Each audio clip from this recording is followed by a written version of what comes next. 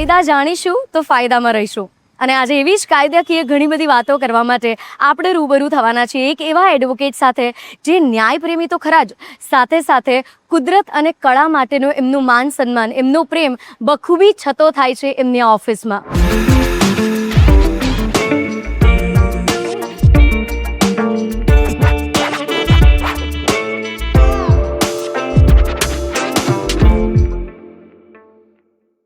આજે આપણી સાથે છે advocate Manish Patel, founder and director of Manish Patel associate and law house. 30 વર્ષનો અનુભવ આ ફિલ્ડમાં, કાયદા કાનૂનની ભાષાને સમજવાની કોશિશ કરીશું અને એ અનુભવની સાથે આજે એક ફ્રેશ યંગ ઉભરતા એવા ડાયનેમિક એડવોકેટ પણ આપણી સાથે છે, એડવોકેટ જૈત્ર પટેલ, જે હમણાં જ માસ્ટર ઓફ લોસ પતાવીને આવ્યા છે લંડન ક્વીન મેરી યુનિવર્સિટીથી. So welcome to the show sir. Thank you so much. Sir, સૌથી પહેલા તમને સવાલ છે કે આ ફિલ્ડ એડવોકેટની, કાયદા કાનૂનની, એ તમારી સાથે કેવી રીતે જોગાનું જોગ કે પછી વિથ પ્લાનિંગ આ ફિલ્ડ કેવી રીતે સિલેક્ટ કરી તમે?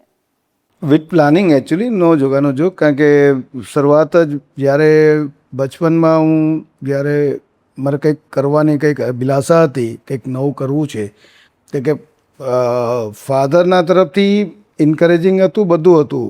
એકચ્યુઅલી જવું હતું પોલીસ ફોર્સમાં એકચ્યુઅલી, પણ મારા રિલેટેડ ઇસ્યુને કારણે પછી આ એક નોબલ પ્રોફેશનમાં આવીને I feel so much proud કે મને પોતાને જે અપેક્ષા હતી, કે જે મારું ડ્રીમ હતું, એઝ એ સક્સેસફુલી હું રન કરી રહ્યો છું. ને સૌથી વધારે સારું એ છે કે આ નોબલ પ્રોફેશનમાં મારી સાથે મારો સન બી આ એસોસિએટમાં મારી સાથે જોડાઈ ગયો છે. ને મારી સાથે એક આખા કારવાની જેમ અનેક લોકો પછી જોડાતા ગયા. જેમ જેમ સફળતાની કીડીએ મને અનેક સક્સેસફુલ બધા કેસીસોમાંથી જ્યારે મને આજે એવું મને પોતાને ફીલ થાય છે કે ભાઈ એટલા બધા વિક્ટિમ્સને, એટલા બધા ભોગ બનનારને મેં આજ દિન સુધી વોઇસ ઓફ મોરલ્સનો મેં જે એક પ્રિન્સિપલ બનાવેલો, એને કારણે હું એટલા બધા લોકોને ન્યાય અપાવી શક્યો છું.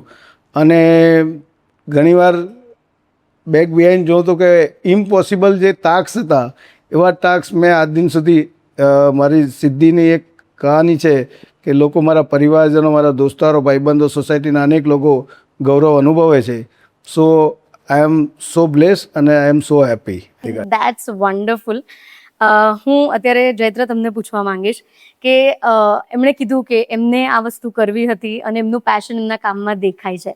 સો તમારું ઇન્સ્પિરેશન એમના સિવાય બીજું કોણ છે કે જે તમને આ ફિલ્ડ સિલેક્ટ કરવા પર તમને પ્રેરણા આપી? બીજું તો my total inspiration goes to him only. There is no other source through which I got inspiration to get in to law. કારણ કે જ્યારથી નાનો હતો ત્યારથી જ ઘરે, ઓફિસે અને બધે જ એન્વાયરમેન્ટ એવું જ હતું કે લીગલી જસ્ટિસ લોકોને આપવું તે જ અમારું ગોલ ને સિદ્ધાંત હોવો જોઈએ. અને જ્યારે મારા જે ક્રુશિયલ યર્સ હતા, during school life, after which મારા કરિયર પાથ ચૂઝ કરવાનો હતો, તે જ ટાઈમલાઈનમાં પપ્પાનું બહુ ઇમ્પોર્ટન્ટ કેસ ચાલતો હતો અને તે time was very crucial for our family as well. અને ત્યારે જોતા there was no other choice but to see my father dedicatedly working so hard towards getting justice in the society. That was a crucial part where I got inspired to join the legal field. That is wonderful. Inspiration બાજુમાં હોય તો પછી બીજે ક્યાં જવાની જરૂર છે? અને વાત કરીએ સર તમારા આટલા વખતના અનુભવમાંથી, તમને શું લાગે છે કે લોકો કાયદાને લગતી કઈ કઈ ભૂલો કે કયા કયા મિસગાઈડ થઈ રહ્યા છે? ઘણીવાર સહજતાથી લોકોને અજાણતામાં, ઘણીવાર અગ્રેસિવનેસ હોય કે સામાન્ય ગાડીઓની તકરાર થઈ જાય તો બી લોકો, આપણે જોઈએ છે કે રસ્તામાં ઉતરી જાય છે મારામારી કરવા, અને ઘણીવાર એનાથી મોટો બખેડો થઈ જાય છે. એક નાની અમસ્તી બાબતમાં આજના જ ન્યૂઝપેપરમાં કે ગઈકાલે વાંચ્યું કે ભાઈ તકરાર, પેલી પાર્કિંગ બાબતની તકરારમાં પેલા એક માઇનર્સનું મર્ડર કરી દીધું, અનફોર્ચ્યુનેટ, અને is right now on remand. તો આવી નાની નાની જે એક્સાઇટમેન્ટ થઈ જાય, લોકો તકરાર કરી નાખે છે. આ ભૂલ ઘણીવાર શું છે કે એક નાની ભૂલ તમને ક્યાંથી ક્યાં પહોંચાડી દે છે. એટલે તમારે અવેરનેસ રાખવી જોઈએ કે તમારે ટ્રાફિકની ઘણીવાર ભૂલો હોય છે કે લોકો આટલું બધું, સરકાર, પોલીસ આટલી બધી મહેનત કરે છે તો 5 સીટ સવારી તમે બાઇક લઈને નીકળી જાઓ છો, ઘણીવાર રોંગ સાઈડ તમે વ્હીકલ્સ ચલાવો છો. ને કાયદામાં સપોઝ કે તમે એક લેમેન છો તો તમે સપોઝ કે તમે રૂરલ એરિયામાં રહો છો તો તમને સરપંચ છે, તમારા તલાટીશ્રી છે, નજીકના કોઈ જાણકાર વ્યક્તિની સલાહ લો. તમે સડનલી અમુક એવી ભૂલો કરી નાખો છો કે જેથી તમને એટલું બધું પછી એને ડેમેજ થાય છે અને તમારો પરિવાર એમાં સફર થાય છે. એટલે હવે આની નાની નાની ભૂલો હોય છે કે જેથી તમારે એના ખાસ કરીને તમારે પેશન્સ રાખવું જોઈએ, પીસ. તમારે સામાન્ય ઝઘડો થઈ જાય તો બી તમારે પીસ રાખવું જોઈએ. સામાન્ય ઝઘડામાં ઘણીવાર સામસામે એટલા બધા પછી ખોટા એલિગેશનો થતા હોય છે અને ઘણીવાર ખોટા એલિગેશનોમાં પછી બે પરિવાર વચ્ચે વૈમનસ્યતા એટલી બધી વધી જાય છે કે લોંગ લાસ્ટિંગ પછી એ બધું ચાલતું આવતું હોય છે. આ બધું સિટીમાં ઓછું છે પણ અવેરનેસ મસ્ટ બી. રાઈટ.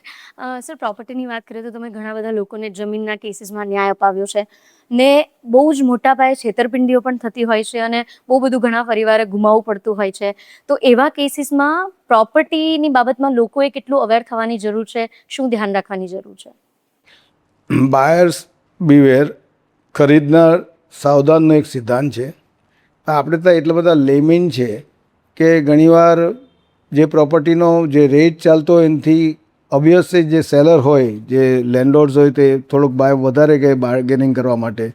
ને જે લોકો ખોટા માણસો છે જે સીન સપાટા કરવામાં મોટી મર્સિડીઝ, BMW જેવી કારો લઈને અમુક એવા બ્રોકર્સ બી છે જે આવા લેમેન્સને થોડો ભાવ વધારો આપીને એ લોકો પાસેથી ચાલાકીપૂર્વક છેતરપિંડી કરીને અનેક પ્રકારના ઠગીના શિકાર બનાવીને એ લોકોની કરોડો રૂપિયાની પ્રોપર્ટી એ લોકો લિટિગેશન્સમાં મૂકીને એ લોકોને બ્લેકમેલિંગ કરીને પછી આર્થિક મોટા રકમોનો તોડ કરતા હોય છે.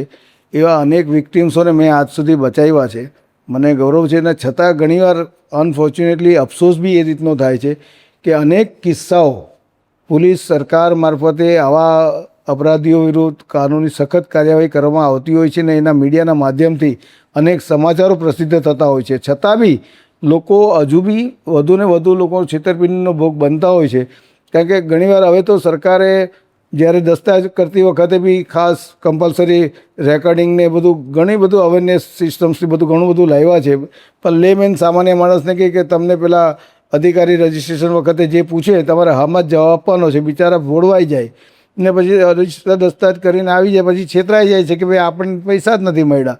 ને અનેક પ્રકારની એવી લોભામણી સ્કીમો બહાર પાડીને હવે સરકારની આ સ્કીમ છે, ઘણીવાર સરકારની લોનની યોજનાના બાના હેઠળ આવી નાની નાની પેપરમાં લોભામણી જાહેરાતો આપે કે અમારે આ વિસ્તારમાં જગ્યા જોઈએ છે. લોકો પછી એ જાહેરાતો વાંચીને એની પાસે જાય કે હવે મોટી મોટી કંપનીમાંથી કામ કરીએ છીએ, મોટી કંપની માટે જગ્યા જોઈએ છે, એમ કરી મોટી મોટી ભાડાની કોઈક મોટી ઓફિસો લઈ લે. એમાં તો લેમેનને ખબર હોય નહીં બિચારાઓને, તો એ લોકો પછી આકર્ષાઈ જાય, અંજાઈ જાય એ લોકોથી. ને પછી એટલા બધા ડોક્યુમેન્ટ્સ પર સાઇન કરવાના બહાને એ લોકો પાના બદલી કાઢતા હોય. છેતરપિંડીને અનેક પ્રકારની લોકો કારામત કરીને લોકોને છેતરતા હોય છે. પણ આમાં ઝીરો ટોલરન્સ. કોઈ પણ સંજોગમાં મારી પાસે આવા વિક્ટિમ્સ આવે તેને કોઈ પણ સંજોગ આપતો સુપ્રીમ કોર્ટ મેં એટલા બધા લિટિગેશન્સમાં લોકોને ન્યાય અપાયો છે ને હજુ બી અપાવતો રહીશ. મારા ધ્યાન પર કોઈ બી આવી મેટરો આવે તો એના માટે હું ક્યારે પાછી કરતો જ નથી ને નો કોમ્પ્રોમાઇઝ, ઝીરો ટોલરન્સ, કોઈ સંજોગમાં નહીં. જ્યાં બી સરકારમાં રજૂઆત કરવાની, પોલીસમાં રજૂઆત કરવાની, જે બી લીગલ ઓથોરિટી સમક્ષ રજૂઆત કરવાની હોય, તમામ ક્ષેત્રે મારી ને મારી ટીમ હર હંમેશ આ બાબતે તત્પર રહેતા હોય છે. અને એના માટે મને કોઈ ઇન્ફ્લુઅન્સ આવતું નથી ને કોઈ બધા જ જાણતા હોય છે કે ખોબા જેટલું સુરત છે તો બધા કોઈ બી કોર્પોરેશનના કોઈ અધિકારીઓ હોય, પોલીસના અધિકારીઓ હોય કે રેવન્યુના અધિકારીઓ હોય અથવા ચૂંટાયેલી પાર્ટના કોઈ ધારાસભ્યશ્રી હોય, મંત્રીશ્રી હોય, પણ હું ક્યારેય પણ કોઈના ઇન્ફ્લુઅન્સમાં આવતો નથી. દોસ્તાર, ભાઈબંધ, સંબંધી કોઈ પણ નહીં. વિક્ટિમ્સને ન્યાય નહીં મળે ત્યાં સુધી જંપવાનું નહીં. એના લીગલ જેટલા બી રાઇટ્સ છે એના માટે જેટલું બી કરવું પડે હર હંમેશ હું અને મારી ટીમ તત્પર રહીએ છીએ. I am so bless regarding this really. Surat is blessed to have you, I must say. Sir, એમાં એવું થાય કે આવી બધી વસ્તુમાં માણસ ગૂંચવાય ને ત્યાં સુધી એને કંઈ પડી નથી હોતી કે કાયદો શું કહે છે, કાનૂન શું કહે છે. જ્યારે પછી વાગે ત્યારે પછી દોડતા આવતા હોય છે. સો હું તમને પૂછવા માંગીશ કે કઈ કાયદાકીય અધિકારો વિશે વ્યક્તિને માહિતી હોવી બહુ જ જરૂરી છે ને આજની જનરેશન છે એ વધારે એટલો ઇન્ટરેસ્ટ લેતી નથી, તો what you need to say about it? Information આજની જનરેશનમાં તો જસ્ટ તમે એઆઈ ChatGPT કરો કે પછી ગૂગલ સર્ચ બી કરો તો ઇન્ફોર્મેશન ઇઝ રેડીલી અવેલેબલ. તમે તમારા રાઇટ્સને જાણવા માટે એક સર્ચમાં તમને ઘણા બધા ખબર પડી જાય છે કે what all you need to take care of. અને આજે મેઇન વસ્તુ જે તમારે ધ્યાન રાખવી જોઈએ ઇઝ કે તમે જે સોશિયલ મીડિયા પર ઇન્ફોર્મેશન આવતી હોય છે તે ઘણીવાર સાચી નથી હોતી. એટલે જે તમે જોવો છો, જે તમે વાંચો છો તેને સાચું માની લેવું તે મોટામાં મોટી ભૂલ લોકો કરે છે. You have to do due diligence of every news, every information that you go through. તમારે એની પાછળથી પ્રોપર રિસર્ચ કરવી જોઈએ. અને આપણા ફંડામેન્ટલ રાઇટ્સ બહુ વાઇડલી અને બહુ એલોબરેટ રીતે આપણા કોન્સ્ટિટ્યુશનમાં ડૉક્ટર B.R. આંબેડકર સાહેબ શ્રીની જે બી કમિટી હતી એને બહુ સારી રીતે લખ્યા છે. એટલે એ ફંડામેન્ટલ રાઇટ્સ બધાને ખૂબ જરૂરી માહિતી લોકોને હોવી જ જોઈએ. આપણા સ્કૂલમાંથી આપણને ફંડામેન્ટલ રાઇટ્સ ને ફંડામેન્ટલ ડ્યુટીઝ વિશે જાણકારી આપે છે. એટલે those are the rights that everyone must know before doing anything. That's wonderful. તમે જે વાત કરી એઆઈના ઉપયોગની, અત્યારે ઓનલાઈન આપણી સહુલિયત થઈ છે, એની સામે એટલું ફ્રોડ પણ થઈ રહ્યું છે. સાયબર ક્રાઇમના જે આંકડા છે એ પણ આગળ વધી રહ્યા છે. તો એના પ્રિકોશન રૂપ લોકોએ શું ધ્યાન રાખવાની જરૂર છે, કેવી રીતે બચી શકાય? આજે તમે જોતા હશો સોશિયલ મીડિયા પ્લેટફોર્મ પર ઘણા બધા એઆઈ જનરેટેડ ફોટોઝ ને વિડીયોઝ વાયરલ થયા રાખે છે અને લોકો તે સાચું માની લે છે. એટલે ઇટ ઇઝ વેરી નેસેસરી કે આપણા જે લીગલ એડવાઇઝર્સ છે કે આપણા ઇવન મમ્મી પપ્પાને બી તમે પૂછી શકો છો કે આ સાચું છે. Before just sharing those information, before just talking about that information to anyone, you must always take advice from your elderlies to know whether what you are seeing, what you are learning is true or not.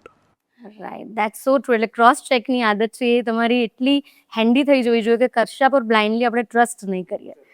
Sir, ટ્રસ્ટની વાત આવે છે એટલે કહ્યું એમ કે આપણા family members એ આપણો trust હોય છે, પણ ઘણીવાર પારિવારિક ઝઘડા જે હોય એના સમાધાન તમારું શું માનવું છે? કોર્ટરૂમની બહાર થઈ જાય એ કેટલું વધારે મહત્વનું? મારા આ નોબેલ પ્રોફેસરનો એક પાર્ટ છે અને ગોડ ગિફ્ટ છે. કુદરતે મારા હાથમાં કંઈક જસ રેખા આપી છે. તો હું એવું કહીશ કે સૌથી મારી પાસે જમા પાસું હોય મારી લાઈફનું, મને ભગવાને અબજો રૂપિયાની કંઈ પ્રોપર્ટી આપી હોય તો મારી પાસે એક પેશન્સ ને એક લેટ ગોની ભાવના, આ બે વસ્તુ તમે શીખી જાઓ તો તમે કોઈનું પણ સમાધાન કરાવી શકો છો.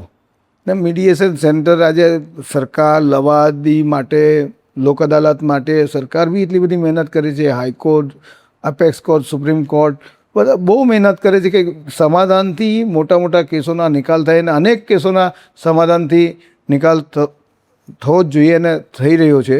ને અમારા પ્રોફેશનમાં એક લખ્યું છે, અમારી કોર્ટમાં બી એક સૂત્ર છે કે વકીલ હંમેશા સમાધાનકારી હોવો જોઈએ. કોઈ બી વિષય વસ્તુમાં કોઈ બી તકરાર છે, કોઈ પ્રશ્ન ઉપસ્થિત છે કે બે પક્ષકારો જ્યારે કદાચ કોઈક એવા લેવલથી સમાધાન માટે કંઈક પ્રયત્ન ચાલુ થાય તો હરમેશ હું એના માટે સકારાત્મક વલણ અપનાવીને સમાધાન, જ્યાં સુધી સમાધાન થાય તો સમાધાન સૌથી પહેલું પગથિયું હોવું જોઈએ. અને જ્યારે મેટ્રિમોનિયલ કેસીસોમાં તો ઘણી બધી વાર એવું મનમોટાવ હોય છે. ઘણી વાર આ બધા સિરિયલોમાં જે બતાવે છે ને એવી નરી વાસ્તવિકતા દરેક ઘર ઘર કી કહાની જેવું હોય છે.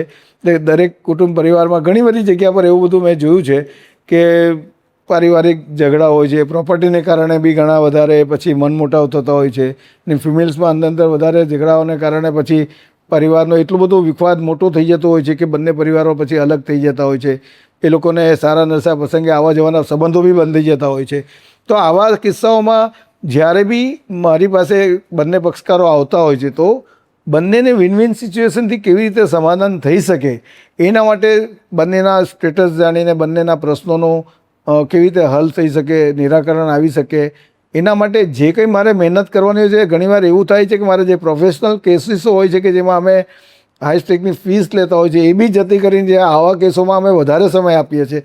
ને એવું નહીં કે કોઈ પણ પર્ટિક્યુલર અમારા સમાજ માટે એમ, કોઈ પણ સમાજ માટે આના માટે મારે જ્યાં બી જવું પડે, કોઈ થર્ડ પાર્ટી પક્ષકારને ત્યાં જવું પડે, કોઈ નવા મધ્યસ્થીને ત્યાં જવું પડે, કોઈ આગેવાનને ત્યાં જવું પડે, કે સમાજની વાડીમાં જવું પડે, કે અહીંયાથી કોઈ દૂર ટ્રાવેલિંગ કરીને જવું પડે, પણ જ્યારે આવા બે પક્ષકારો વચ્ચેના ઇસ્યુઝ જો સમાધાનકારી વલણથી સોર્ટ થતો હોય તો મારા માધ્યમથી રમેશ એમાં વધારે તત્પરતા રાખું છું. ને મારો દીકરો બી ને મારા બધા પરિવારજનો, ઇવન મારા ઓફિસ સ્ટાફ બી બધા જાણે છે કે એનાથી ફાયદો તો બીજું કંઈ નહીં પણ એક જોબ સેટિસ્ફેક્શન મળે છે, અને ખાસ કરીને એક ઇન્સ્પિરેશન મેસેજ જાય છે સમાજમાં, કે જેનાથી એવું નહીં, એનાથી ઇનડિરેક્ટલી અમને બીજા બી ઘણા ફાયદાઓ થતા હોય, પણ નોટ ટર્મ્સ ઓફ મની, બીજી રીતે અમને ગુડવિલનો, પ્રતિષ્ઠાનો ફાયદો થતો હોય. ને આપણને શું છે કે સમાજ એક રિસ્પોન્સિબિલિટી, એક જવાબદારી સોંપી છે, તો એ જવાબદારી સુપેરે પાર પડવી જ પડે ને. એટલા માટે અમે અલગ અલગ સંસ્થાઓમાં આજે સેવા આપી રહ્યા છે.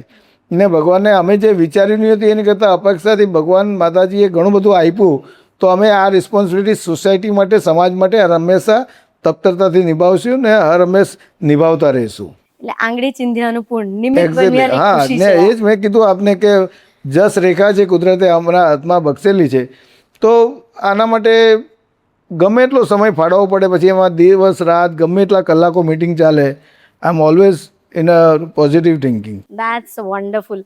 સર, સમય બદલાયો છે એમ કાયદામાં પણ એવી ઘણા બધા ચેન્જીસ થતા હતા છે. સ્પેશિયલી આપણે રિયલ એસ્ટેટ ફેક્ટરની વાત કરીએ તો રિયલ એસ્ટેટ સેક્ટરમાં કેટલા પ્રકારના હમણાં કરંટ જે એડવાન્સ જે ચેન્જીસ થયા છે એ કયા કયા છે? હમણાં એક સરકારે અમારા જ એક જમીનમાં આની અગાઉના તત્કાલીન કલેક્ટરશ્રીએ જે ખરેખર જે નિયમોનો હતો એની કરતાં અગેન્સ્ટ જઈને અમારે એનએની એક સામાન્ય વસ્તુ કહેવાય કે એનએની એપ્લિકેશન્સ 2 વાર એમને ડિસમિસ કરી.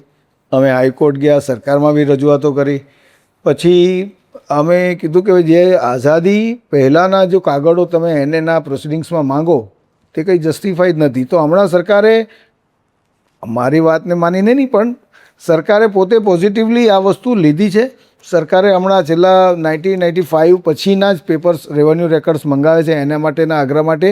એ સરકારનો ખૂબ સારો વ્યૂ છે. સરકારે હમણાં જે ટીપી સ્કીમો વર્ષોના વર્ષો સુધી જે પાસ નહીં થતી હતી, એ પડી રહ્યા, કોઈના કોઈ કારણોસર ટીપી સ્કીમો અટકી જતી હતી, ડેવલપમેન્ટ અટકી જતું હતું.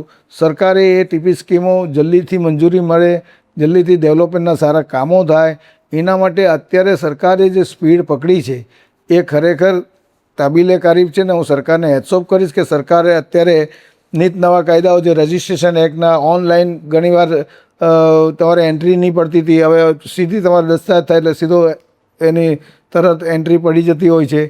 કોઈ બી એવા ઇસ્યુઝ છે ફેમિલી ઇસ્યુઝમાં જે રજિસ્ટ્રેશનના હતા, કે ભાઈ ઇન્ટરનલી ઘણીવાર સ્ટેમ્પ ડ્યુટીનો ઇસ્યુ પ્રશ્ન ઉપસ્થિત થતો હતો, તે બી સરકારે અત્યારે પોઝિટિવલી નવા નોટિફિકેશન બહાર પાડી કે ફેમિલી અરેન્જમેન્ટ હોય તો એમાં 300 રૂપિયાના સ્ટેમ્પ પેપર પર બી તમે રજિસ્ટ્રેશન કરાવી શકો છો, હક રિલીઝ કરાવી શકો છો. ઇવન સરકારે હમણાં એક નવું બી એક સારું એક એમેન્ડમેન્ટ કર્યું છે કે રૂરલ એરિયામાં જે જમીનો છે, જે નવી શરત અને જૂની શરત એવા 2 પ્રકાર હોતા હોય, કે નવી શરતની જમીનમાં સરકારનું પ્રીમિયમ ભરવું પડતું હોય છે. તે સરકારે, ગુજરાત સરકારે ખૂબ સારું અત્યારે મુત્સદ્દી નિર્ણય લઈને કે રૂરલ એરિયામાં જે જમીનો છે એ સુડા બહારમાં એ બધી જમીનોનો ઇક્વલ સ્ટેટસ કરી નાખ્યું, કોઈ નવીની, બધી જ જમીનો જૂની શરત એ રીતે. એટલે આવા નિત નવા કાયદાઓ સરકાર બનાવવા જઈ રહી છે ને બનાવતી રહે છે. તેના માટે ગુજરાત સરકારને હું ખરેખર ધન્યવાદ અને આભારી છું. શું ગુજરાતની જનતાને પણ અપીલ છે કે આ બધા જે અપડેટ થઈ રહ્યા છે કાયદા એ આપણા માટે, તો પૂરેપૂરો એનો ફાયદો લેવો જોઈએ આપણે. તમારા તરફ આગળ વધું તો તમે કીધું કે તમારા માટે એક ઇન્સ્પિરેશન તમારા ડેડ છે. તમે એમને દરેક કેસમાં જે એનું ઇન્વોલ્વમેન્ટ છે એ તમે જોયું છે ઇન એન્ડ આઉટ. તમે પણ એ જ ફિલ્ડમાં આગળ વધ્યા છો અને લોંગ કરિયર છે તમારું પણ એમની સાથે. સો તમારું મંતવ્ય શું છે? તમને શું લાગે છે કે લોકો વકીલ પાસે ક્યારે આવે છે અને એકચ્યુઅલી ક્યારે આવવું જોઈએ, પહેલા કે પછી? લીગલ એડવાઇસ એવી વસ્તુ છે ને કે લોકો એમ વિચારે છે કે એમાં શું જ જરૂર છે, આપણને જ બધી ખબર છે ને આપણે જ સર્વશ્રેષ્ઠ છે. એટલે લોકો છે ને કોઈ બી એમ ડૉક્ટર હોય, any professional doctor, CA, CS, advocates કોઈની પાસે બી પ્રોબ્લેમ થાય પછી જ એડવાઇસ લેવા જશે. પણ અગર તમે precaution is better than cure, this is something which has been taught us since our school days to everyone. Even then લોકો એને સિરિયસલી નથી લેતા. એટલે અગર તમને પ્રોબ્લેમ્સથી બચવું છે તો લીગલ એડવાઇસ હોય કે પછી તમારી કોઈ બી જાતની પ્રોફેશનલ એડવાઇસ હોય તેને પહેલાં જ લેવા જોઈએ. પ્રોબ્લેમ થયા પછી તમે એનો સુધારવા જશો તો it is going to cost you not only monetarily but also with time and other efforts. અમને બી જ્યારે કોઈક એવા અમે બી કે સંપૂર્ણ તો છીએ નહીં, અમને બી નાના મોટા કોઈ ઇસ્યુઝમાં લીગલ એડવાઇસની જરૂર પડતી હોય છે તો અમે અમારા હાઈકોર્ટના સિનિયર એડવોકેટ્સને, કોઈક ટેક્સેશનના કોઈ કેસ હોય તો સિનિયર સીએને, કે અત્યારે મારા દીકરાને અભિનંદન આપીશ કે એ પણ કોઈક નવા સ્ટાર્ટઅપમાં અત્યારે કંઈક કામ કરી રહ્યો છે તો એ લોકો બી કંઈક ને કંઈક નવી જગ્યા પર એડવાઇસ લેવા જાય છે, અધિકારીઓને મળે છે. તો શીખવું જાણવું એ તો આનંદની દુનિયા છે, કન્ટિન્યુ પ્રોસેસ છે. એટલે કે અમારે આ પ્રોફેશન તો ક્યારેય તમને રિટાયર્ડ થવા બી નથી દેતું. એટલે learning process is must be, એટલે તમારે ચાલુ જ રાખવી જોઈએ. સો ટ્રુ. અને સતત તમારો અભ્યાસ એ જ કોન્સ્ટન્ટ વસ્તુ છે. સર, તમારા આટલા લાંબા કરિયરના ઘણા બધા કેસ સ્ટડીઝ જે આવનારી એડવોકેટની જનરેશન છે એ વાંચીને ને એનાથી શીખીને તૈયાર થઈ રહી છે. તમારી લાઈફનો તમારા માટે યાદગાર એવો કોઈ કેસ? બહુ અઘરો ને બહુ સરળ સવાલ પૂછ્યો તમે. અઘરો એ રીતે કહું છું કે મારી જર્ની માટે, મારા કેસીસો માટે મારે સિલેક્શનનું કામ કરવું તો એના માટેની મારે પ્રોસેસ 1 વર્ષ સુધી મારે થિંકિંગ કરવું પડશે કે કયા કેસ બાબતે વાત કરું. પીએચડીની ડિગ્રી મળે એટલા બધા કેસીસો કે પુસ્તક લખાય. I am proud to myself. પણ રિસન્ટલી મને એક સરસ એક કિસ્સો એવો યાદ આવે છે કે એક વિધવા બેનનું એક હિસ્ટ્રી ચીટરે, લેન્ડ ગ્રેબર ચીટરે એની પ્રોપર્ટી એઝ વેલ એઝ એની બેંક એકાઉન્ટના જે લોકર બી જોઈન્ટ એકાઉન્ટ ઓપરેટ કરીને એમાં બધા પૈસા મૂકીને એ બધા બી પૈસા એ લઈ ગયેલો. તો એને બિહાઇન્ડ ધ બાર કરી ને એ વિધવા બેનને એક પણ મેં ફીસ ચાર્જ કર્યા વગર એમને જેને ન્યાય અપાવ્યો. અને એમની જે દુઆ કે એમની જે પરિવાર ને એમના સમાજના લોકોએ મને જે અભિનંદન આપ્યા એ અમૂલ્ય છે. એની જે કિંમત છે કરોડો ઉપરની મને બ્લેસિંગ્સ છે. કે હું જનરલી મારો આ પ્રિન્સિપલ છે કે અમે અમારો ઓફિસ સ્ટાફનું બી કોઈ બી વિધવા બેન હોય કે આવા બહુ ગરીબ માણસ હોય તો એની પાસે અમે કોઈ ફીસ ટાઈપના ચાર્જ બી અમે નથી, અને ઝેરોક્સના બી ખર્ચો અમે અમારું એસોસિએશન ખુદ કરે છે. એટલે આ વિધવા બેનના કેસીસમાં અમને પોતાને એમ ઇમોશનલ થઈ જાવ એ વિચારું કે આ કેસ પાછો લીગલી બહુ પુઅર હતો પણ એને અમે ફાઇન્ડ આઉટ કરીને એમાં એવિડન્સીસ બધા મેળવીને એ ફંડામેન્ટલ નીચેથી અમે જે બેઝિકમાંથી એ કેસને જે ડેવલપ કર્યો ને જે વિધવા બેનને પૂરેપૂરો ન્યાય અપાવ્યો એ ખરેખર આઈ એમ સો બ્લેસ. અને મારી ફેમિલી એનાથી ખરેખર ખૂબ આનંદિત છે. અને આજે બી એ બેન મને રક્ષાબંધન દિવસે રાખડી મોકલાય છે મારે ત્યાં. આઈ એમ સો હેપી. એટલે સર તમારું CSR કોન્સ્ટન્ટ ચાલતું રહેતું હોય છે. That's wonderful. હું તમને પૂછવા માંગીશ કે અત્યારે સોશિયલ મીડિયાના જમાનામાં એક ક્લિક પર બધી ઇન્ફોર્મેશન છે. સો જ્યારે આ કાયદા કાનૂનની વાત આવે છે ત્યારે લોકો કયા ગેરમાર્ગે દોરાઈ રહ્યા છે વધારે પડતું, તમને શું લાગે છે? સોશિયલ મીડિયા પર તમે જેમ મેં પહેલાં બી કીધું કે જે બી ઇન્ફોર્મેશન તમને બતાવવામાં આવે છે તે તમે સાચી માની લો છો. એના લીધે ઘણા બધા ઇન્ફોર્મેશન એવી હોય છે કે લોકોને ગેરમાર્ગે દોડતા હોય છે. એટલે ઇન ધીસ મોડર્ન એરા તમારે કોઈ બી ન્યૂઝ, કોઈ બી આર્ટિકલ, કોઈ બી ફોટો, કોઈ બી વિડીયો ક્લિપ તમે જોતા હોવ છો તેને ડબલ ચેક કરવું ખૂબ જ જરૂરી છે. આજે એઆઈ જનરેટેડ જે બી ફોટોઝ ને વિડીયોઝ છે તે ગેર રીતે બહુ ઉપયોગ થાય છે. કોઈની એવી વિડીયો બનાવવામાં આવે છે કે ફોટો બનાવવામાં આવે છે જેના લીધે એમનું ડિફેમેશન થાય છે કે એમ પબ્લિક સોશિયલી પબ્લિકમાં, સમાજમાં એની આબરૂને નુકસાન થાય છે. એટલે આ બધી જે વસ્તુ છે તે તમે બિલીવ કરો એની પહેલાં તમારે ડબલ ચેક કરવું ખૂબ જ જરૂરી છે. સો ટ્રુ, સો ટ્રુ. સર, ફિમેલની વાત કરીએ તો ઘણીવાર એવું થાય કે ફિમેલ સોફ્ટ ટાર્ગેટ હોય છે. સો આજે મહિલાઓએ આ કાયદા કાનૂન વિશે જાણકારી લેવી, અવેરનેસ એ લોકોમાં કેટલી જરૂરી છે? અમારો ઇન્ટરવ્યૂ એક મહિલા જ લઈ રહી છે. એકચ્યુઅલી અત્યારે સેન્ટ્રલ ગવર્મેન્ટે મહિલા અનામત બિલ જે પાસ કરવા માટેની અત્યારે જે કોશિશ કરી, અનફોર્ચ્યુનેટ નહીં થઈ શક્યું ઓપોઝિશનને કારણે. બાકી મહિલાઓના સશક્તિકરણ માટે આજે સરકાર મારફતે, NGO મારફતે, અલગ અલગ સંસ્થાઓ મારફતે જે જાગૃતતા ફેલાય છે સમાજમાં ને બધી રીતે, તો મહિલા સશક્તિકરણ વિશે ને મહિલા દિનની ઉજવણી ખાસ કરીને સરકારના માધ્યમથી, દરેક સંસ્થાના માધ્યમથી બહુ સારી રીતે ઉજવવામાં આવી રહી છે. ને આજે જે સમાજમાં હું જોઈ રહ્યો છું કે લોકો હવે એવી મન્નત માગતા થઈ ગયા, મને પહેલાં દીકરો નથી જોતો, દીકરી જોઈએ છે. તે સમાજમાં જે આમૂલ પરિવર્તન આવ્યું છે ને મહિલાના દ્રષ્ટિકોણ, મહિલાઓ વિશે જે જાગૃતતા, ને સરકાર બી એટલી જાગૃત છે ને હવે સમાજ બી એટલો જાગૃત થતો આવ્યો છે.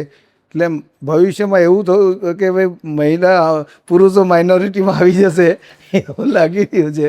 પણ આફ્ટર ઓલ હવે મહિલાઓ બધી અલગ અલગ કંપનીમાં, આજે ડિફેન્સમાં જો તમે, એર સ્પેસમાં જો તમે, બધી કંપનીઝમાં જો તો CEO તરીકે, મિનિસ્ટ્રીમાં જો તો બધી જગ્યા પર આજે મહિલાઓ ખૂબ સશક્ત બની રહી છે ને આગળ વધી રહી છે. એનો ગૌરવ છે ને એનો પ્રાઉડ હંમેશા હોવું જ જોઈએ. That's so nice sir. બધી ફિમેલના ફેસ પર એક અલગ સ્માઇલ આવી ગયા છે. સર, ભવિષ્યમાં કાનૂની ક્ષેત્રમાં કયા પ્રકારના ટ્રેન્ડ તમે જુઓ છો? આ પ્રશ્ન મારો બંનેને છે, બિકોઝ તમારો અનુભવ શું કહે છે ને તમારું દીર્ઘદ્રષ્ટિ શું કહે છે? કાનૂની ક્ષેત્રમાં તો યંગસ્ટર્સ, લોયર્સ વધારે કહેશે આવનારા જે કાનૂનોમાં અમૂલ પદ્ધતિઓ. મારું ખાસ કે કાનૂનમાં લોકોને શ્રદ્ધા બેસે એવું કડક કાર્યવાહી સરકારે અત્યારે નવા કાયદો, અંગ્રેજોના જમાનાના જે કાયદાઓ ચાલી આવતા હતા એમાં આમૂલ પરિવર્તન કરીને નવા કાયદાઓ બનાવ્યા છે. ખાસ કરીને ક્રિમિનલ લોમાં, ઇન્કમટેક્સ લોમાં બી સરકારે ઘણા બધા કાયદાઓમાં અત્યારે પરિવર્તન કર્યું છે. હું એવું કહીશ હજુ બી ચોક્કસપણે જે લેન્ડ ગ્રેબિંગ એક્ટ અન્વયેના જે ગુનાઓ બને છે આજે બી સમાજમાં, અને ખાસ કરીને હની ટ્રેપ જેવા કેસો જે સમાજમાં બને છે, ઘણીવાર ચેઇન સ્નેચર જે કેસો બનાવે છે, એ આ બધા જે ગુનેગારો છે એ લોકો માટે ખરેખર એવી સખત સજાની જોગવાઈ હોવી જોઈએ કે એ લોકોને બેલ આઉટ થાય પહેલાં એની ટ્રાયલ ચાલી જવી જોઈએ. ને આખી જ્યુડિશિયલ સિસ્ટમ એક ફાસ્ટ ટ્રેક કોર્ટમાં આ બધા કેસીસો ચાલે તો લોકોને કાનૂન પર જે વિશ્વાસ છે એમાં વધારો થાય અને લોકો બી સુરક્ષિત રહે. આજે લોકોને સારું પોતાને સોના ચાંદીના હાર પહેરવો છે તો લોકો ડરીને ઘણીવાર રોડ પર નીકળતા હોય છે. આવા લોકોની વિરુદ્ધ કાનૂનનું સિકંજો કડક હાથે સંકોચાવો જોઈએ. આવા લેન્ડ ગ્રેબિંગની વાત થઈ, હમણાં જ એક પરિપત્ર એવો બહાર પાડવામાં આવ્યો છે કે જેમાં સિવિલ દાવાઓ ચાલતા હોય એમાં લેન્ડ ગ્રેબિંગ એક અન્વયેના ગુના દાખલ ન કરવા જોઈએ. મારું આમાં હું ડિફર થાઉં છું, એકચ્યુઅલી આમાં હું ડિફર થાઉં છું, કારણ કે સિવિલ રાઇટ્સ એ અલગ વસ્તુ છે, લેન્ડ ગ્રેબિંગ એક્ટ અન્વયેના જે ક્રિમિનલ રાઇટ્સ છે જે વિક્ટિમ્સના એ અલગ વસ્તુ છે. કોઈ લેન્ડ ગ્રેબર છે તેણે કોઈ બી ખોટા ખરા એલિગેશન્સ કરીને સિવિલ રાઇટ્સ એના ઉત્પન્ન કર્યા, સિવિલમાં દાવો કરી દીધો સિવિલ કોર્ટમાં, તો શું તો એના વિરુદ્ધમાં લેન્ડ ગ્રેબિંગ નહીં દાખલ કરવું જોઈએ? ઓફકોર્સ કરવું જોઈએ. એટલે હું સરકારમાં બી આ મારો પત્ર લખવાનું છે ટૂંક સમયમાં કે આમાં ફેરફાર કરવો જોઈએ. કારણ કે બંને એની કમિટી જ બનાવી છે. જ્યારે સરકારે એક કમિટી બનાવી છે, કમિટી વિલ ડિસાઇડ કે આમાં લેન્ડ ગ્રેબિંગ અન્વયે ગુનો બને છે કે કેમ. ખરેખર આ કમિટી જે બની છે એમાં બી ઘણીવાર સમય મર્યાદામાં નિર્ણયો નથી લેવાતા. એના માટે તારીખ પે તારીખ આવે છે એ બી કારણ કે એટલું બધું કામનું ભારણ હોય છે કલેક્ટર કચેરીમાં ને એમાં ઘણીવાર વચ્ચે કંઈક ના કંઈક પ્રોગ્રામ્સો હોય છે, ઇલેક્શન આવ્યું, આ થયું, તેવા અનેક બધા પ્રસંગોને કારણે લેન્ડ ગ્રેબિંગ એક્ટ અન્વયના જે ગુનાઓ પર જે કંટ્રોલ આવવો જોઈએ તે આવે છે, પણ તેની જે નક્કરતા હોવી જોઈએ એ નક્કર પરિણામમાં એ નથી બંધ બેસતું હમણાં. તો મારું એવું માનવું છે કે આ બધા કાયદાઓમાં આવા અનેક કાયદાઓ છે જેમાં સરકારે સમયાંતરે એને રિવ્યૂ કરવા જોઈએ અને ફેરફાર લાવવો જોઈએ. ને નવા કાયદાઓ વિશે મારો દીકરો કંઈક કહેશે કે ભવિષ્યમાં શું નવા કાયદો આવવાની તાતી જરૂરિયાત છે. In future, I see that laws regarding AI would be very much necessary. Cyber law લઈ લો કે પછી આઈપી રાઇટ્સ લઈ લો. IP rights in what way કે આજે જે સેલિબ્રિટીઝના કે કોઈ બી ઇન્ડિવિજ્યુઅલના ફોટોઝ એઆઈથી જનરેટ કરીને તમે વાયરલ કરી લો છો, તો એમાં સેલિબ્રિટી રાઇટ્સ પછી આઈડેન્ટિટી રાઇટ્સ ને એ બધાના લોઝ આજે બી નથી આપણા વચ્ચે, એટલે તમે કોઈ બી લોકોને વાયરલ કરી લો છો. But this lose are very much necessary in the coming future. અને તે ઉપરાંત સ્પેસ લો પછી સોશિયલ મીડિયાના અરાઉન્ડ બી લોમાં ઘણા બધા ચેન્જીસ આવશે, because social media is a platform on which wrong information, misleading information are getting viral very easily.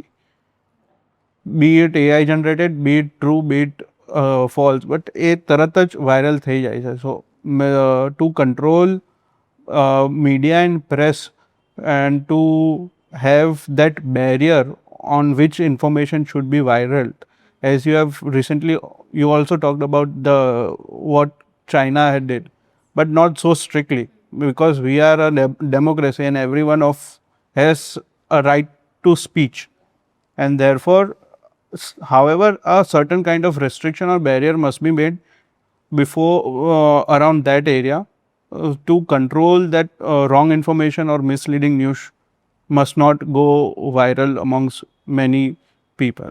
Right, so fingers crossed એના જલ્દી કંઈક થાય. એઆઈ સિસ્ટમ માટે બી નવા કાનૂનો બનશે જ.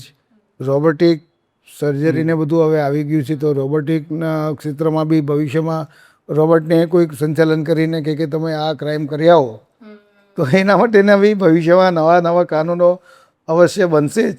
જે રીતે જરૂરિયાત પડશે એ પ્રમાણે સરકાર હાઈ લેવલ કમિટીઓ બનાવીને આવા નવા નવા કાયદાઓ અવશ્ય ઘડશે જ. એ પાયાની જરૂરિયાત છે. I feel જે રોબોટિક્સની પપ્પાએ વાત કરી, તો robotics will be much widely used amongst vehicles. કે આજે ટેસ્લા કે કોઈ બી ઓટોનોમસ ડ્રાઇવિંગ પર આવે છે, હવે કાલે ઉઠીને એક્સિડન્ટ થયું તો લાયબિલિટી કોની?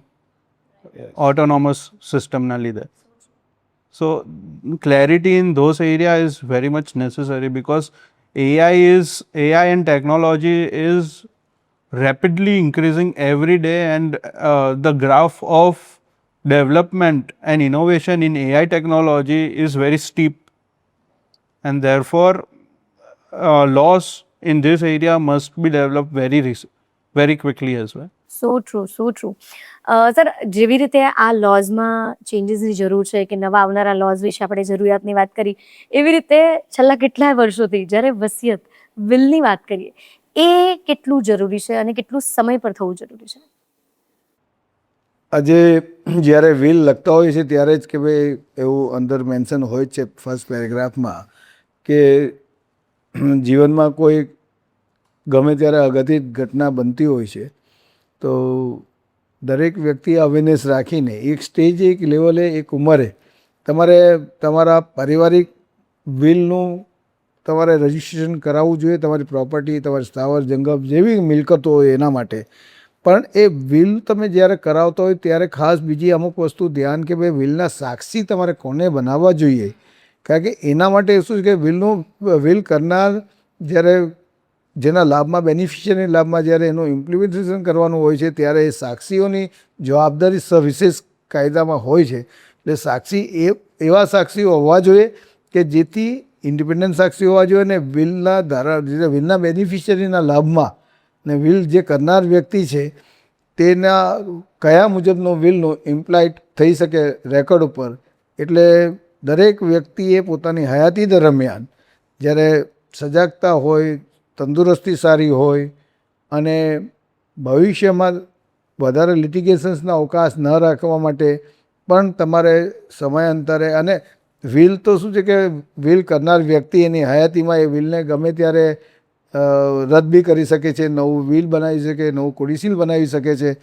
તો વિલ બનાવી દીધું એટલે બેનિફિશિયરી તે દિવસથી માલિક બની જાય એવું તો છે જ નહીં. વિલ કરનાર વ્યક્તિને એવું થાય કે ભાઈ મેં જેના લાભમાં વિલ કર્યું છે એ હવે મારા કયામાં નથી, અને અથવા એમને કંઈક એવી જરૂરિયાત પડી છે એમની હયાતી દરમિયાન, તો એ વિલ રદ કરીને પાર્ટલી પ્રોપર્ટી બીજાને વેચી બી શકે છે એની હયાત. એમની પાસે સંપૂર્ણ રાઇટ્સ વિલ કરનાર વ્યક્તિનો પોતાની પાસે રહી છે હંમેશા. That's wonderful. એટલે ઘણી બધી ક્લેરિટી મળી રહી છે અહીંયા અમને. સર, તમે લેન્ડ ગ્રેબિંગની જે વાત કરી, એમાં એકચ્યુઅલી આ લેન્ડ ગ્રેબિંગ વિશે લોકોને હજી જાણે જ નથી. તો ટૂંકમાં હું તમને કહું કે આપણા વ્યુઅર્સને સમજાવો, what is land grabbing? Gujarat સરકારે ઇન યર 2020માં ગુજરાત લેન્ડ ગ્રેબિંગ એક્ટ બનાવ્યો નવો. એ ઘણી સારી વાત છે, પણ એના પ્રોવિઝન્સ પછી ઘણી બધી પાર્ટીઓએ હાઈકોર્ટમાં એના વાયરસ ચેલેન્જ કરેલા, અને after all high court was dismiss all petitions, અને અત્યારે એ સુપ્રીમ કોર્ટમાં બધી પિટિશનો હાલ પેન્ડિંગ છે. પરંતુ એટલું ચોક્કસ કહીશ કે લેન્ડ ગ્રેબિંગ એક્ટ જે ભાવનાથી જે રીતે સરકારે બનાવ્યો તે ખરેખર એ ભાવના ખૂબ સારી છે, પણ એનું સમય મર્યાદામાં ઇમ્પ્લિમેન્ટેશન થતું નથી. એને ખરેખર સરકારે એ કાયદાનો બહુ સખતપણે એનો અમલ કરવો જોઈએ.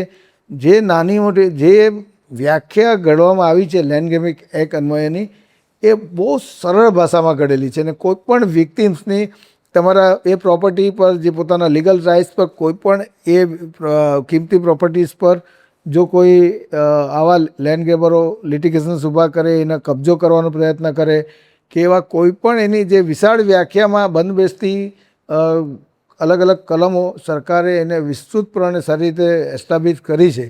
પણ મેં તમને કીધું તેમ કમિટીના હેડ જે કલેક્ટરને રાખ્યા છે, ઘણીવાર કલેક્ટરશ્રી શું કરે છે, નીચેના અધિકારીઓ પાસે રિપોર્ટ મંગાવે છે, રેવન્યુ અધિકારીઓ પાસે. જે સર્કલ ઓફિસર છે, જે મામલતદાર છે, જેને ક્રિમિનલ લોની કંઈ ખબર જ નથી પડતી, છતાં એમની પાસે રિપોર્ટ મંગાવવામાં આવે છે, અને નીચેથી રિપોર્ટ ઘણીવાર ઇન્ફ્લુઅન્સથી ઉપર નેગેટિવ પોઝિટિવ થતા હોય છે. એવું નથી કે દરેક કેસમાં લેન્ડ ગ્રેબિંગ એક્ટ લાગુ જ પડતો હોય છે, એવું નથી કે દરેકમાં. ઘણા ખોટા બી આવી રીતે એલિગેશન્સ કરતા હોય, ખોટી અરજીઓ બી કરતા હોય છે. પણ નીચેથી જે રેવન્યુ અધિકારીઓ પાસે જે રિપોર્ટ મંગાવે છે, તે ખરેખર તે લોકો દે ડોન્ટ નો કે what is the criminality in this matter. તો આવી મેટરોમાં ખરેખર પોલીસને વધારે પાવર આપવા જોઈએ સરકારે, કે પોલીસ વધારે નક્કી કરી શકશે કે ખરેખર આમાં ક્રિમિનલ એક્ટ છે કે નથી. ને તે બી ખરેખર અરજી થયાના 30 દિવસમાં એનો ખરેખર સચોટ રીતે નિકાલ થઈ જવા, આઈધર એમાં દાખલ થવી જોઈએ અથવા એની ડિસમિસ થવી જોઈએ એની એપ્લિકેશન. એની પાસે ઓલ્ટરનેટિવ રેમેડી છે કે ભાઈ તમારે સ્પેશિયલ કોર્ટ છે, એની પાસે તમે પ્રાઇવેટ કમ્પ્લેન કરી શકો છો જે તે વિક્ટિમ્સ, અને અથવા તમારી પાસે કોન્સ્ટિટ્યુશનલ રાઇટ્સ છે, ફંડામેન્ટલ રાઇટ્સ છે, તમે હાઈકોર્ટમાં બી પિટિશન ફાઇલ કરી શકો છો. તો સરકારે જે કાયદો ઘડ્યો છે એ ખૂબ સરસ છે. લેન્ડ ગ્રેબિંગ એક્ટ અન્વયે જે પણ લોકો પોતે માહિતગાર નહીં હોય, કોઈને એ બાબતે જાણવું હોય, તો તમારા નજીકના જે બી કાનૂની સલાહકાર હોય, તમારા નજીકના કોઈ પણ ગામડામાં હોય, તો તમે, મેં કીધું અગાઉ તેમ તલાટીશ્રી છે, સરપંચશ્રી છે, કે જાગૃત કોઈ બી વ્યક્તિની સલાહ લઈને વિક્ટિમ્સે સમય મર્યાદામાં આ કાયદાનો તમારે સદુપયોગ કરીને જે આવા ચીટરો હોય, જે આવા લેન્ડ ગ્રેબર હોય, એ લોકોને વિરુદ્ધ સખ્ત કાનૂની કાર્યવાહી કરવી જોઈએ. એના માટે સરકાર બી તત્પર છે, પોલીસ બી તત્પર છે, ખાલી તમારે આગળ આવવાની જરૂર છે. સો ટ્રુ. સર, હું એક સવાલ પૂછું છું, તમને યોગ્ય લાગે તો આન્સર આપજો, નહીતર નહીં આપતા. હા, અત્યારે સિદ્ધાંતવાદી અને સંવેદનશીલ એડવોકેટ મનીષ પટેલ સાથે આપણી વાત થઈ રહી છે. તો સર, હું તમને એમ પૂછવા માંગીશ કે ઘણીવાર આપણે જોયું છે કે દેખીતી રીતે ગુનો થયો છે, જેમ કે ફોર એક્ઝામ્પલ, હું એક્ઝામ્પલ રૂપ કહું છું, નિર્ભયા. તો આવા ઘણા કેસીસ હોય છે, એમાં તારીખ પે તારીખ તો ખરું, પણ એક વખત સજા સંભળાવ્યા પછી સજા થવાને ઘણો લાંબો સમય થઈ જતો હોય છે. સો એટલે પછી ક્યારેક જે લેમેન છે એનો વિશ્વાસ ડગી જાય કે ન્યાય તો મળતો નથી, જલ્દી મળતો નથી. તો આટલો બધો જે સમય ચાલ્યો જાય છે સજા સંભળાવ્યા પછી એકચ્યુઅલ સજા થવામાં, તો એનું શું કારણ છે? આખી જ્યુડિશરી સિસ્ટમ જે આઝાદી પછી, જે આપણા સમયાંતરે પહેલાં જે કંઈ સરકારો આવીને ગઈ, ત્યારથી જ્યુડિશરી સિસ્ટમ અગાઉ જે કાર્યરત હતી, ત્યાર પછી જે વસ્તી વધારો થયો, જે ડેવલપમેન્ટ થયું, લિટિગેશનોમાં વધારો થયો, સોશિયલ મીડિયાથી માંડી અનેક પ્રકારના ક્રાઇમોમાં વધારો થયો, એટલે એટલા બધા પેન્ડિંગ લિટિગેશનો અત્યારે કોર્ટમાં પડતર છે. અને ખાસ કરીને જે રીતે જનસંખ્યામાં વધારો થયો, તેટલી સંખ્યામાં જ્યુડિશિયલ ઓફિસરોની નિમણૂક થઈ નથી શકી. એ બી એક નવી વાસ્તવિકતા છે, કારણ કે ઘણી વેકેન્સી છે. ને ઘણીવાર શું છે કે જ્યુડિશિયરીમાં પ્રોટેક્શન વધારે છે, જે ઓફિસરો જે કે પોલીસમાં એવું છે કે ભાઈ કાર્યક્ષમ પોલીસ ઓફિસરો નહીં હોય તો સરકાર તાત્કાલિક એને બદલીને ઉચકીને બીજે મૂકી દે, સસ્પેન્ડ કરી નાખે. આ બધું જ્યુડિશિયલ ક્ષેત્રે આટલું બધું એવું નથી અવેરનેસ કે જ્યુડિશિયલ ઓફિસર વિરુદ્ધ કાર્યવાહી કરવી હોય હાઈકોર્ટે તો બી એ ખૂબ લાંબો સમય જતો હોય છે. ઘણા જ્યુડિશિયલ ઓફિસરો નથી મળી શકતા, એને કારણે બી ન્યાયમાં વિલંબ થાય છે. નરી વાસ્તવિકતા છે. પરંતુ હવે ફાસ્ટ ટ્રેક કોર્ટો બી સરકારે બનાવી છે. હાઈકોર્ટ અને સુપ્રીમ કોર્ટનું બી સારું સુપરવિઝન છે કે અમુક જે જૂના કેસ એને ટાર્ગેટેડ કેસોમાં લેવામાં આવે છે. અને તમે મને કીધું તેમ, તમે પૂછ્યું તેમ કે ભાઈ સજા સુનાવ્યા પછી બી કેમ અને એમ્પ્લાય જલ્દી નથી થતું, પણ આપણે ત્યાં આપણું કોન્સ્ટિટ્યુશન, આપણું બંધારણ એટલું વિશાળ અને મહાન છે. એમાં જે પણ વ્યક્તિ ટેરરિસ્ટ માટે રાતના 2 વાગે જો સુપ્રીમ કોર્ટ ખોલી શકતી હોય તો દરેક વ્યક્તિને અપ ટુ સુપ્રીમ કોર્ટ સુધી ન્યાય મેળવવા માટે જે બી પગથિયાં છે એ બધા પગથિયાં પાર પાડવા જરૂરી છે. એટલે આજે તો નહીં તો કાલે ન્યાય જરૂર મળશે. આ સિસ્ટમનો એક રૂપરેખા છે. નોટ ઇમિડિયેટલી બટ ડેફિનેટલી આ એક સૂત્ર છે. પણ it's a part, it's a journey. એ તો હવે ધીમે ધીમે જેમ કીધું તેમ કે નવા કાયદાઓમાં જેમ સુધારો આવતો હોય તેમ જ્યુડિશિયરી સિસ્ટમમાં બી સુધારો આવતો જશે ને નવા જજીસોનો ઉમેરો થતો જશે ને નવા કંઈક રૂપરેખા નવી આવશે. તો હું બી એવું માનું છું કે આમાં સમય મર્યાદામાં ન્યાય મળે એ આજના યુગની તાતી જરૂરિયાત છે. ને એના માટે બી સરકારે પ્રાધાન્ય આપીને નવા સંશોધનો કરીને નવી ડેવલપમેન્ટ કરીને ખરેખર દરેક વ્યક્તિને ન્યાયમાં વિશ્વાસ વધુને વધુ બેસે એના માટેના નક્કર પગલાં ભરવા જ જોઈએ. એના માટેની હાઈ લેવલની કમિટી બનાવવી જ જોઈએ. સ્ટેટ લેવલે એનું મોનિટરિંગ દર મહિને અલગ સમયે અથવા દર 3 મહિને એક કમિટીનું એક રિપોર્ટ કાર્ડ તૈયાર કરીને હાઈકોર્ટના ચીફ જસ્ટિસ આગળ ને સુપ્રીમ કોર્ટની કમિટી આગળ એ મૂકવું જોઈએ. એવું મારું પોતાનું પર્સનલ સજેશન છે. સો સર, આ સજેશન બહુ જ સરાહનીય છે અને થેન્ક યુ સો મચ અમારો અવાજ બનવા માટે અને અમને ન્યાય અપાવવા માટે. સર, એક ક્વિક રેપિડ ફાયર થઈ જાય અત્યારે તમારી સાથે અને યસ, મારી સાથે બંને જનરેશન છે. આજે તો મને એવું થઈ ગયું છે કે મારી પાસે દરિયો છે, પણ એવું છે કે હું કદાચ તળાવ જ ખોવામાં ભરીને જઈ રહી છું. ઓકે સર, પહેલાં તમને પૂછીશ, લો બુક કે મોબાઈલ સર્ચ? બોથ. બિકોઝ કે તમારે વાંચવા માટે લો બુકની જરૂર છે કે તે તમારે કન્ટિન્યુઅલી આદત પાડવી, પણ તમારે ક્વિક ઇન્સ્ટન્ટ તમારે કંઈ જરૂરિયાત છે તો આજે તમારે મોબાઈલ જ તમને કે લો બુક તમે શોધવા છો એટલું સર્ચ જલ્દી નહીં આવશે. મોબાઈલમાં ત્વરિત તમને એનો આન્સર મળી જશે. તમને પૂછવા માંગીશ, 1 word for Surat. Incredible Surat. Surat is a city of diamonds, city of sun. Surat જ નામ એટલું સુંદર નામ છે. ક્યા વાત. Sir, for you 1 word for Surat. આત્મા. આહા. સર, આર્ગ્યુમેન્ટ સ્ટ્રોંગ કે એવિડન્સ સ્ટ્રોંગ? બોથ. બિકોઝ કે એવિડન્સ તમારા સ્ટ્રોંગ હશે તો તમારા આર્ગ્યુમેન્ટ્સ તમારા સુપર સ્ટ્રોંગ તમે બનાવી શકશો. એવિડન્સ તમારા પુઅર હશે ને ગમે એટલા આર્ગ્યુમેન્ટ્સ સુપર સ્ટ્રોંગ હશે તો એની eye of law there is no value. Sir, એક એડવાઇસ જે તમારી બાજુમાં બેઠા છે એવી રીતે ઉભરતા જે એડવોકેટ્સ છે, ફ્યુચર એડવોકેટ્સ, એમના માટે શું સલાહ હશે? ડેડિકેશન. કોઈ પણ સ્ટેજ પર તમારા પરિણામ તમારી ફેવરમાં આવે કે તમારી અગેન્સ્ટમાં આવે, આ કન્ટિન્યુઅસલી છે. આ નોબલ પ્રોફેશન છે. તમારું ડેડિકેશન, સખત મહેનત, એમાં કોઈ પણ દિવસ પાછી પાની નહીં કરવી જોઈએ.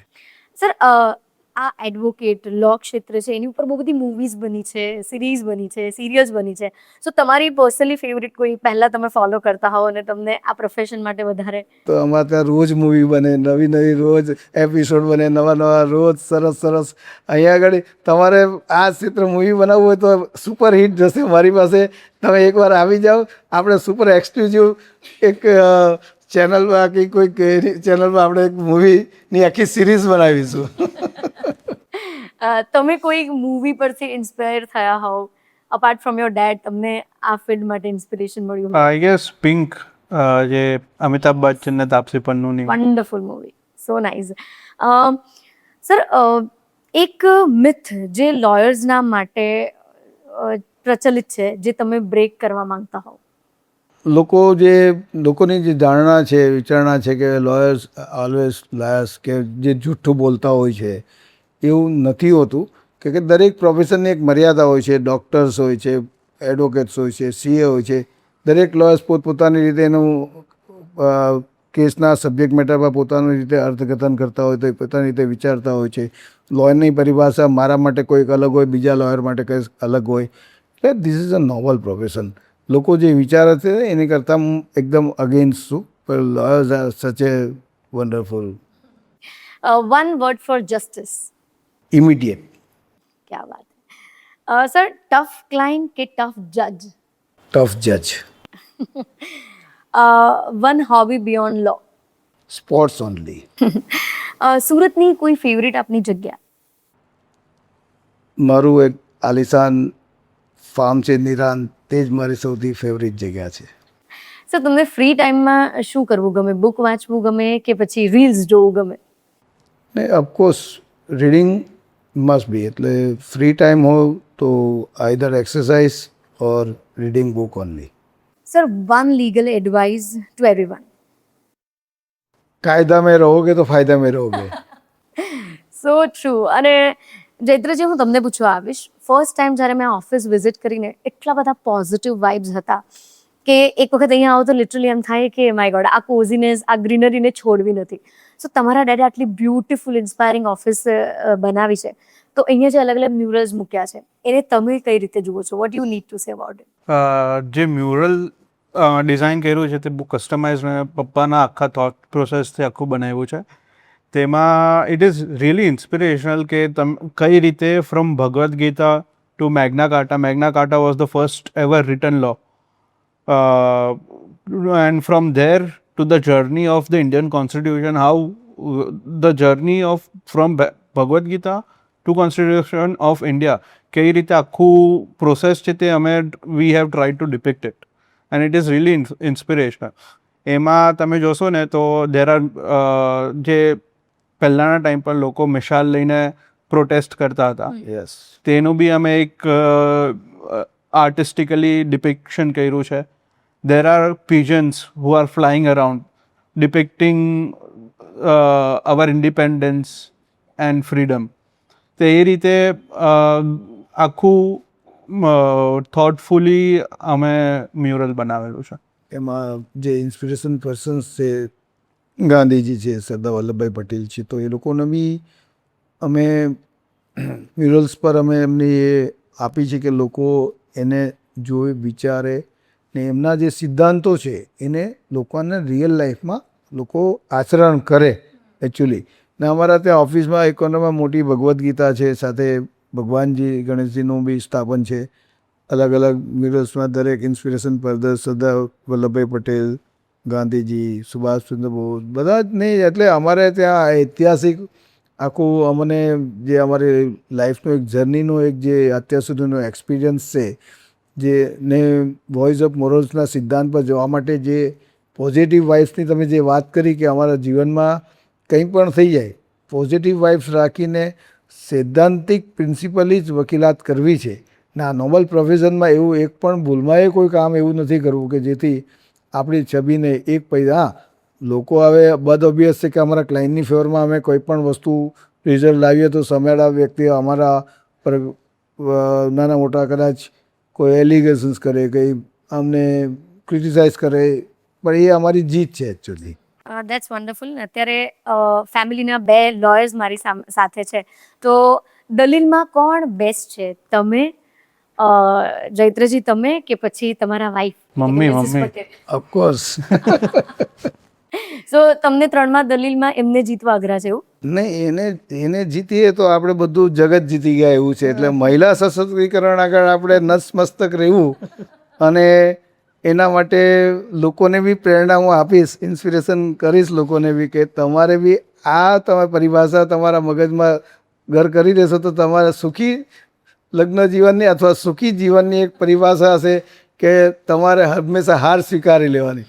हार के जो जीतते उसे बाजीगर कहते हैं. क्या बात है. जो मनीष सर जो આ સૂત્રને ફોલો કરતા હોય તો ભાઈ આપણે તો કરવું જ જોઈએ. Thank you so much. It was wonderful sir. And yes, before living this place, this wonderful office, મેં જોયું છે કે તમારા પ્રોફેશન માટે તો પેશન દેખીતી રીતે અમે તમારા 30 વર્ષના અનુભવમાં જોઈએ છીએ, પણ તમારો નેચર માટેનો પ્રેમ, કળા માટેનો પ્રેમ પણ અહીં જતો થાય છે.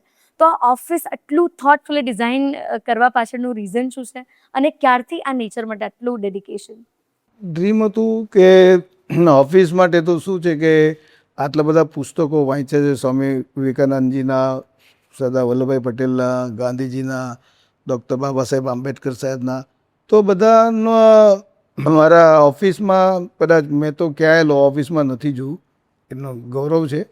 તો આખું થીમ ફૂલ પિક્ચરાઇઝેશન મેં કર્યું છે 30 ફૂટની હાઇટનું, અને બધા વકીલો માટે બી, આવનારા ક્લાયન્ટો માટે બી, દરેક ફેમિલી ફ્રેન્ડ્સ બી એ પિક્ચરાઇઝેશન જોઈ. તો એના પાછળની જે આખી કહાની છે ને અમે જે આખું ટીમ ફૂલ એ મ્યુઝિયમ બનાવ્યું છે, તમે પ્લીઝ એને રેકોર્ડ કરજો.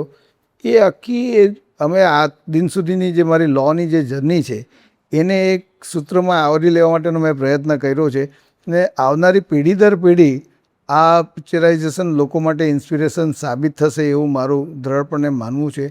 અને રહ્યો સવાલ કે લોકોને માટે, કારણ કે મારું પોતાનું એક સૂત્ર છે વોઇસ ઓફ મોરલ્સ, જે મારી એવરી ચેમ્બર્સ પર, ગ્રાઉન્ડ ફ્લોરથી માંડીને 4th ફ્લોર સુધીની દરેક ચેમ્બર્સ પર મેં આ એક સૂત્ર લખાયું છે કે વોઇસ ઓફ મોરલ્સ. ક્યારેય પણ, કારણ કે દરેક વ્યક્તિ આફ્ટર ઓલ માનવી છે. આપણે તો આવનાર ભોગ બનનાર વ્યક્તિ હોય કે કોઈ બીજા પ્રોપર્ટીના કામ માટે આવતો હોય, તો દરેક વ્યક્તિની સંવેદનશીલતા એને જાણીને એનો ખરેખર આપણું બેસ્ટ ઓફ ધ બેસ્ટ જે આપણે સેવા આપી શકીએ એના માટે જે કંઈ કરવું પડે તે આપણે કરવું જ પડે ને કરવું જ જોઈએ. એવા દ્રઢ સિદ્ધાંતથી મારા દરેક ફ્લોર પર, દરેક ચેમ્બરમાં વોઇસ ઓફ મોરલ્સનું જે પ્રિન્સિપલ્સ છે એને કોઈપણ સંજોગમાં કોઈપણ કોમ્પ્રોમાઇઝ વગર એને અવિરતપણે આ વસ્તુ અમે ચાલુ રાખીશું. એવો દ્રઢ સંકલ્પ સાથે અમારે આ જર્નીને આ એમ્પાયર સુધી વધાવી છે. ને વધુ અમારા સોપાનો જે હવે લોકસેવાના જે આગળ વધાર્યા છે એને ખરેખર અમે અમારા કલમના માધ્યમથી અમારે જ્યાં કંઈ રજૂઆત કરવા યોગ્ય હશે સોસાયટીના સારા માટે, તો એ અમારું એ વોઇસ ઓફ મોરલ્સનો અમારી રજૂઆત અમે અવશ્ય દરેક ઓથોરિટી સમક્ષ અવશ્ય કરીશું. That's wonderful and we are lucky to have you. More power to you and congratulations. Thank you so much.